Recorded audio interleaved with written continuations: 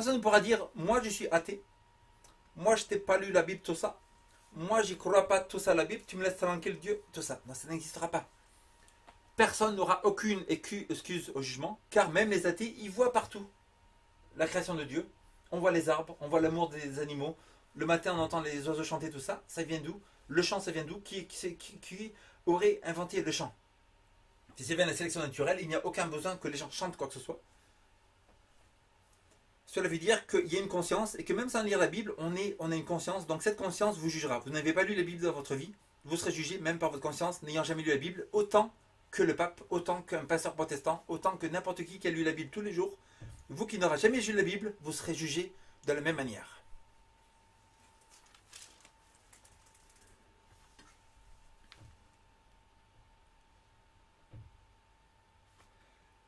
Et on termine avec ça. Romains chapitre 1, verset 18. La colère de Dieu se révèle du ciel contre toute impiété et toute injustice des hommes qui retiennent injustement la vérité captive. Donc les évolutionnistes qui disent que tout vient du hasard, ils savent très bien que c'est pas vrai. Ils enseignent ça aux gens, ils seront jugés assez sévèrement. Car tout ce qu'on peut connaître de Dieu est manifesté pour eux, car Dieu le leur a manifesté. Dans Romains chapitre 1 nous dit que la création de Dieu, l'existence de Dieu nous a été manifestée clairement dans l'univers, dans la nature. En effet, la perfection invisible de Dieu et sa puissance éternelle et sa divinité se voient fort bien depuis la création du monde jusqu'à quand on les considère dans ses ouvrages. Dieu écrit que non seulement que Dieu existe, ça va dans les ouvrages de Dieu, mais dans la nature, on voit une divinité de Dieu.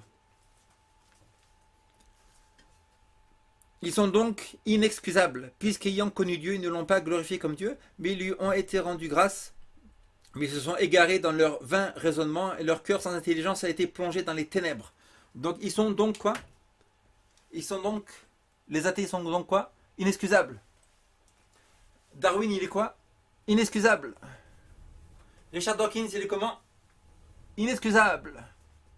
Tous les athées de la Terre, ils sont comment? Inexcusables. Inexcusables, pourquoi? Parce que dans la nature, dans l'univers, on voit les planètes, on voit le soleil, on voit le ciel, on voit les marées, on voit la mer, on voit tout. Et on voit très bien que cela ne peut pas venir du hasard. Donc ils seront inexcusables. Se vantant d'être sages, ils sont devenus fous. Il y a beaucoup de gens qui disent, moi je suis scientifique, j'ai un diplôme scientifique. J'ai fait bac plus 25, scientifique, tout ça, je suis un diplôme scientifique, tout ça. Je me vante d'être sage.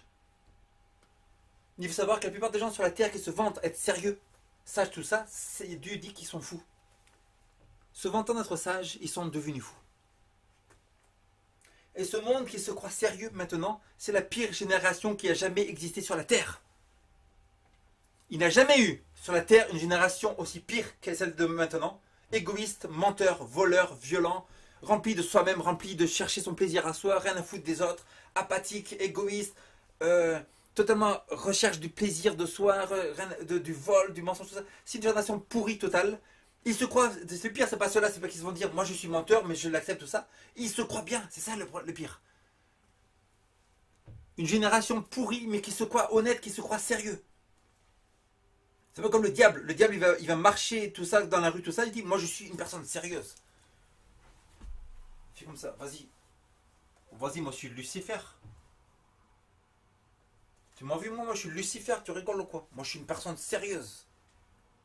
Moi, je m'appelle Lucifer. Je suis une personne sérieuse. Truc de malade, quoi.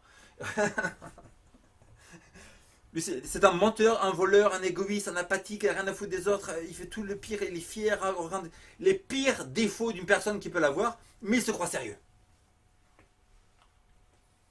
Et dans ces générations, plus les gens ils sont apathiques, ils sont de banlieue, c'est de la pourriture, c'est de la merde complète, c'est les rappeurs de pourriture, des homosexuels, tout ça, ils vont se dire ils sont sérieux. C'est pour ça que Dieu doit détruire cette génération. Bientôt, peut-être dans quelques mois, dans quelques années, Dieu va détruire cette terre. Vous regardez la prophétie de Ellen G. White. Elle était la dernière prophète de Dieu qui a écrit dans Apocalypse chapitre 12, verset 17. Il écrit que le peuple de Dieu, dans la fin des temps, aura l'esprit de prophétie. Elle a donné 3000 visions, 3000 prophéties. L'une d'entre elles, en 1902, elle a dit que les tours de New York tomberont étage par étage par la puissance de Dieu. 3000 prophéties, vous pouvez voir toutes ces prophéties. La dernière des prophéties, en 1915, elle a dit « Certains qui vivent sur la terre aujourd'hui, en 1915, seront vivants pour voir la fin du monde. » Certaines personnes qui vivent aujourd'hui sur la terre en 1915, elle a dit juste avant de mourir, verront la fin du monde. Quelques personnes qui vivent à ce moment-là sont encore en vie aujourd'hui, ça veut dire que la fin du monde arrive, mais très très bientôt. Et numéro 2, prophétie répétée, elle a dit que la tragédie entre Satan et Dieu a duré 6000 ans. La tragédie entre Dieu et Satan a duré 6000 ans. Adam et Ève ont été créés il y a 6000 ans. On est arrivé à 6000 ans maintenant. La fin du monde est très très proche. Et le choix est à vous. Dieu vous a donné miséricorde pour habiter sur cette terre.